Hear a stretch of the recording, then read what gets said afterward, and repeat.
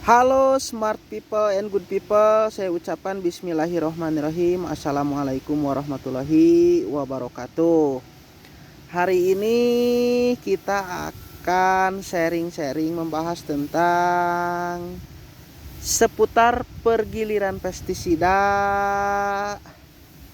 fungisida, insektisida di bulan 4 menuju ke bulan 5, 6, 7, 8, 9, dan 10. Di mana bulan 4 seperti yang kita rasakan sekarang tuh, angin sudah mulai besar dan cuaca sudah mulai sering panas terik. Nah, seperti itu. Di mana yang perlu kita waspadai sekarang adalah di mana kondisi seperti itu biasanya musim kemarau akan datang lebih cepat. Mengingat ciri fisik yang kita rasakan atau saya pribadi rasakan itu hampir 70% saya rasakan akan datang kemarau lebih cepat. Nah, di sini saya sedang melakukan atau beres melakukan pengaplikasian pemberian pupuk Ponska dengan kandungan 15-15 pada budidaya bawang daun usia 2 minggu. Nah, ini kenapa saya sering atau lebih suka menanam bibit bawang dari yang sudah jadi, tidak nyemai dulu atau dari biji. Alasannya cukup jelas. Usia 2 minggu sudah seperti ini. Ini sudah saya selesai dibersihkan dari gulma dan bawang daun yang menua akibat regenerasi. Nah, pupuknya saya kasih di atas, alasannya jelas saya tidak punya modal. Nah, itulah saya selalu menegaskan kenapa enjoy proses, enjoy moment, nikmati langkah demi langkah, nikmati proses, nikmati masalah di dunia pertanian. Karena bertani itu tidak serta-merta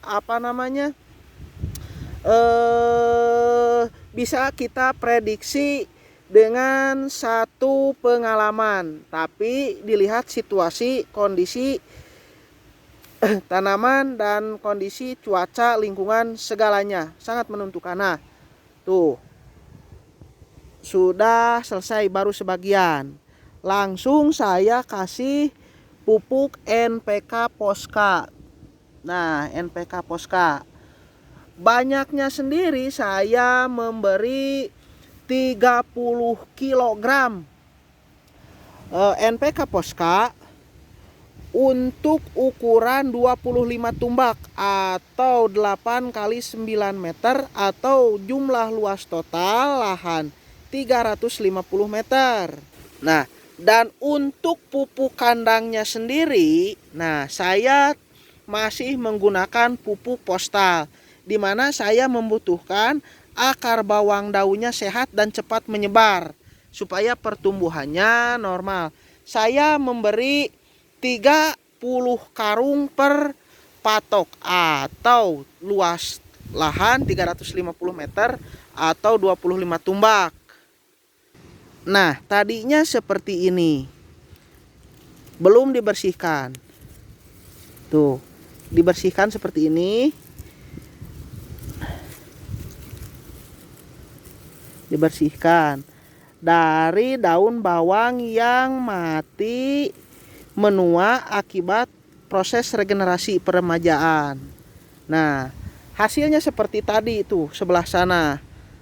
Langsung diberikan pupuk NPK Poska. Nah, seperti yang saya katakan, ini sudah mulai masuk bulan 4 atau bulan Januari, Februari, Maret. Nah, bulan April, di mana kita harus sudah mempersiapkan diri untuk pengairan. Nah, karena jumlah air harus tercukupi, atau maksudnya debit air untuk penyiraman tanaman harus sudah tercukupi. Nah, karena itu mutlak diperlukan untuk setiap budidaya. Baik irigasi sudah kita harus mulai bersihkan, sudah harus mulai kita siapkan.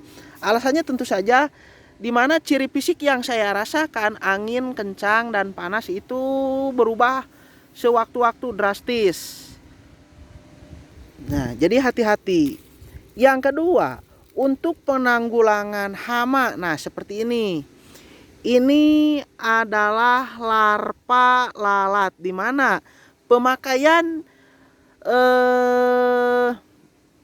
insektisida itu mutlak harus kita waspadai. Nah, selain dari kutu-kutuan yang akan datang dan pasti datang, karena ini suhu sudah mulai ideal. Nah, di mana banyak sekali atau ada beberapa pertanyaan tentang mengatasi kutu-kutuan. Kita akan bahas di sini. Nah, untuk ulat juga. Kita bahas dari ulat dulu. Untuk ulat, saya sarankan memakai pestisida atau berjenis insektisida, lebih spesifiknya itu kita rolling dari mulai insektisida kelas rendah, kelas pertengahan, dan kelas paling atas. Nah, kita rolling dengan cara dan bahan aktif yang berbeda, seperti 2 kali pemakaian sipermetrin, 2 kali pemakaian siromazin atau apalah gitu, banyak lah, sipermetrin, spinetora, memectin benzoat, imidakloropid dan lain sebagainya. Nah, di sini fungisidanya juga. Oh iya, ini belum saya kasih pupuk Ponska karena belum selesai dibersihkan. Pegawainya saya pindahkan dulu ke tempat lain karena ada kerjaan lain. Nah, itu jelas kita harus waspadai. Yang kedua, untuk jenis fungisidanya. Untuk jenis fungisida sama kita rolling antara kontak dan sistemik. Jika ada pertanyaan untuk mencegah trotol kuning, nah itu biasanya tidak tepat dan kurangnya dosis fungisida yang dipakai. Nah, kita coba perhatikan kembali. Karena pada dasarnya, nah ini ulat, tapi sudah mati akibat pengaplikasian insektisida yang pas dan tepat. Ini ulat. Nah, coba kita ingat-ingat kembali pola pemakaian pestisida insektisida yang kita pakai. Barangkali dosisnya kurang pas, barangkali tidak tepat. Maksud tidak tepat itu kita hanya memakai satu cara kerja, yaitu sistemik, tidak memakai cara kontak. Nah, itu kita harus waspadai, bos. Hati-hati. Tuh, ini yang sudah dibersihkan. Nah, di sini saya akan memberi tips untuk mengatasi hama kutu-kutuan, baik kutu kebul, warang kapas, warang hitam, trip, dan lain sebagainya. Nah, karena di setiap cuaca, situasi dan kondisi pasti akan berbeda. Di mana patokannya wilayah di mana kita tempat bercocok tanam atau berbudidaya di semua tanaman.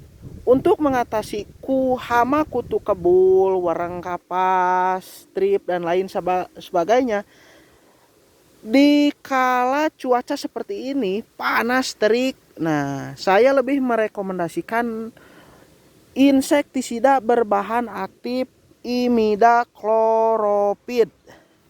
Nah, ini pupuk yang kita kasih.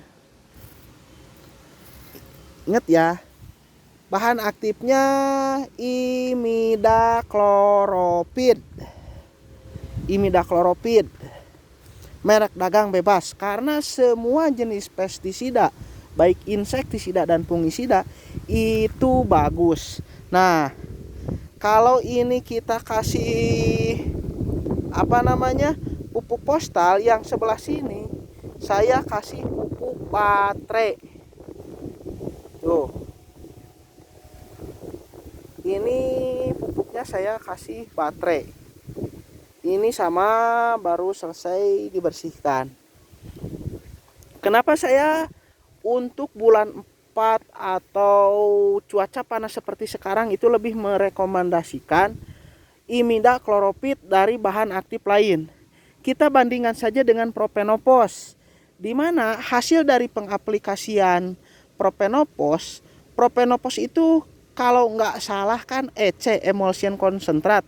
Jadi larutannya seperti minyak, itu akan menimbulkan efek kuning pada tanaman bawang daun yang kita tanam. Pada tomat juga, pada kubis juga semacam luka bakar, pada cabai juga, semua jenis lah.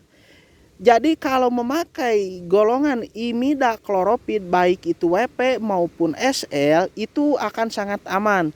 Tidak menggunakan luka bekas atau stres pada tanaman. Selain itu, hasil dari pengaplikasiannya akan terlihat sore hari kalau kita pakaikan pagi hari. Tapi saya lebih menyarankan diaplikasikannya sore hari karena akan terlihat efek sampingnya, hasilnya. Jadi jelas. Nah, kurang lebih seperti itulah vlog saya hari ini. Sampai jumpa di lain waktu dan lain video. Semoga selalu ada manfaat dari setiap video yang saya upload.